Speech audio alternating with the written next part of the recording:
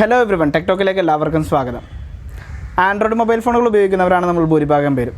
ഇതിൽ പ്ലേ സ്റ്റോറിൽ നിന്ന് കണ്ടതും കേട്ടതുമൊക്കെ വലിച്ചെടുത്ത് ഇൻസ്റ്റാൾ ചെയ്ത് ഉപയോഗിക്കുന്നവരുമാണ് കൂടുതൽ പേരും. ഇതിൽ നമുക്ക് ഉപകാരമുള്ള എന്തൊക്കെ ആപ്ലിക്കേഷൻസ് ഉണ്ട്, അല്ലെങ്കിൽ നമുക്ക് ഉപകാരത്തേക്കാൾ കൂടുതൽ നല്ല 8ൻ്റെ പണി തരുന്ന ആപ്ലിക്കേഷൻസ് നമ്മൾ ഉപയോഗിക്കുന്നുണ്ടോ? അങ്ങനെ ഏതെങ്കിലും ആപ്ലിക്കേഷൻസ് ഉപയോഗിക്കുന്നുണ്ടെങ്കിൽ എത്രയും പെട്ടെന്ന് അൺഇൻസ്റ്റാൾ ചെയ്ത് കളയാം. നമുക്ക് ഇന്നത്തെ വീഡിയോയിൽ ഏതൊക്കെയാണ് നമ്മളുടെ ആൻഡ്രോയിഡ് ഫോണിൽ നമുക്ക് വേണ്ടാത്തതായിട്ടുള്ള, നമുക്ക് ഉപദ്രവം ചെയ്യുന്ന തരത്തിലുള്ള ആപ്ലിക്കേഷൻസ് നമ്മൾ ഉപയോഗിക്കുന്നതെന്ന് നോക്കാം.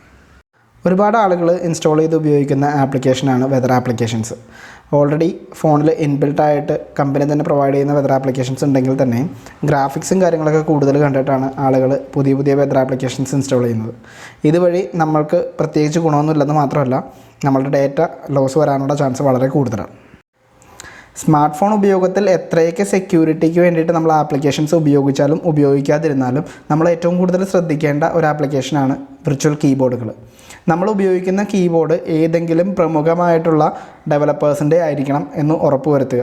കാരണം കീബോർഡിൽ നമ്മൾ ടൈപ്പ് ചെയ്യുന്ന ഓരോ ഇൻഫർമേഷനും ആ കീബോർഡിൻ്റെ ഡെവലപ്പർക്ക് ഈസി ആയിട്ട് റിട്രീവ് ചെയ്യാൻ കഴിയും.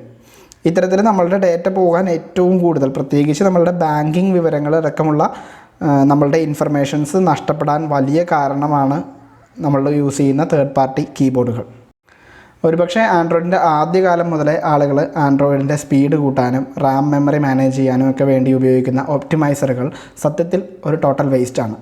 കാരണം ഇപ്പോഴത്തെ ആൻഡ്രോയിഡ് ഡിവൈസുകളെല്ലാം അതിൽ തന്നെ നന്നായി മെമ്മറിയും പ്രോസസ്സുകളൊക്കെ മാനേജ് ചെയ്യാൻ കഴിവുള്ളവരാണ്.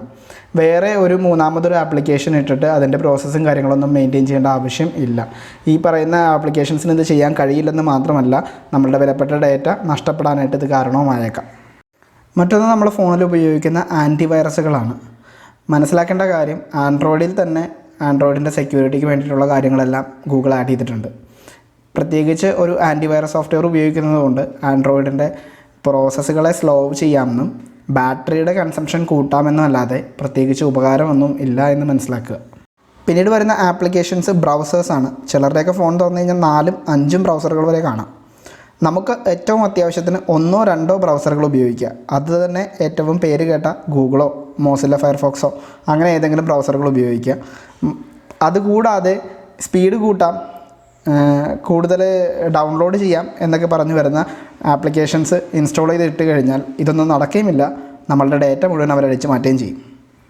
പിന്നീട് വരുന്നൊരു ശുദ്ധ മണ്ടത്തരമാണ് മെമ്മറി ബൂസ്റ്റേഴ്സ്, അല്ലെങ്കിൽ മെമ്മറി ഇൻക്രീസ് ചെയ്യാൻ സഹായിക്കും എന്ന് പറയുന്ന ആപ്ലിക്കേഷൻസ്.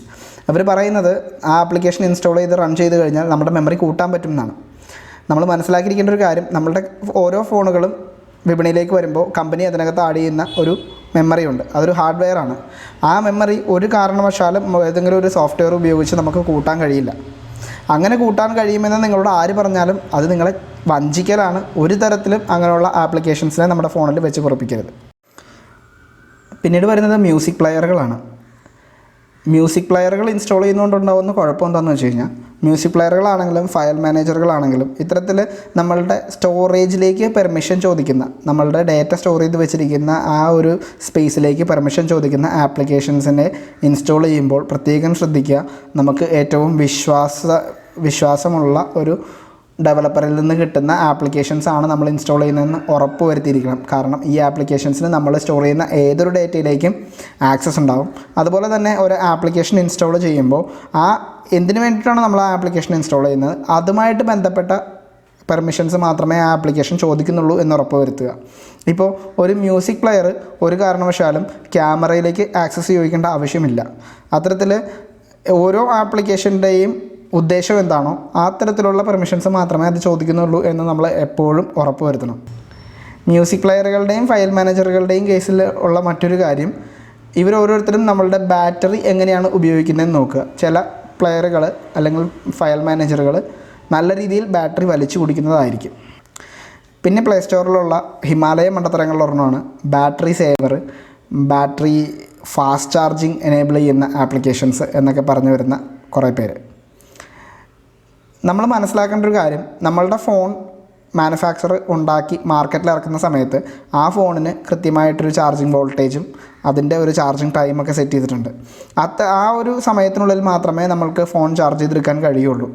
അല്ലാതെ ഏതൊരു ആപ്ലിക്കേഷൻ ഉപയോഗിച്ചിട്ടാണെങ്കിൽ പോലും നമ്മളുടെ ബാറ്ററിയുടെ കപ്പാസിറ്റി കൂട്ടാനോ നമ്മളുടെ ബാറ്ററി ചാർജ് ചെയ്യുന്നതിൻ്റെ സ്പീഡ് കൂട്ടാനോ ഒന്നും നമുക്ക് കഴിയില്ല. ഈ ബാറ്ററി സേവിങ് ആപ്ലിക്കേഷൻസ് പിന്നെ നമ്മുടെ ഫോണിന് ഉപദ്രവമായിട്ട് ചെയ്യുന്നൊരു കാര്യം എന്താണെന്ന് വെച്ച് കഴിഞ്ഞാൽ, ഇടയ്ക്കിടയ്ക്ക് ഇവർ നമ്മളുടെ ഫോണിൽ ഓപ്പൺ ആയിട്ടിരിക്കുന്ന ആപ്ലിക്കേഷൻസ് എല്ലാം സ്റ്റോപ്പ് ചെയ്യും.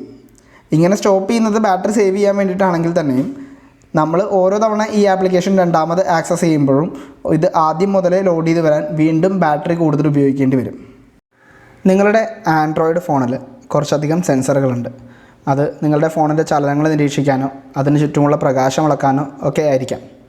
ഇത്തരത്തിൽ നിങ്ങളുടെ ഹേർട്ട് റേറ്റ് സെൻസ് ചെയ്യാൻ ഏതെങ്കിലും ഒരു സെൻസർ ഇല്ലാത്തിടത്തോളം കാലം ഇങ്ങനെ ഹേർട്ട് റേറ്റോ കാര്യങ്ങളോ മോണിറ്റർ ചെയ്യാമെന്നോ മെഷർ ചെയ്യാമെന്നോ എന്ന് പറഞ്ഞു വരുന്ന ആപ്ലിക്കേഷൻസ് ഒന്നും ഇൻസ്റ്റാൾ ചെയ്യുന്നതുകൊണ്ട് യാതൊരു ഗുണവുമില്ല എന്ന് മനസ്സിലാക്കുക.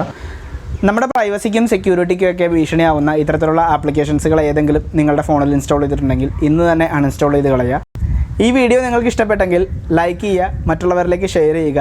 ഇതുപോലുള്ള വീഡിയോകൾ ഇനിയും ലഭിക്കാൻ നമ്മുടെ ചാനൽ സബ്സ്ക്രൈബ് ചെയ്യുക. അതോടൊപ്പം ആ ബെല്ലൈക്കൺ കൂടി അമർത്തുക.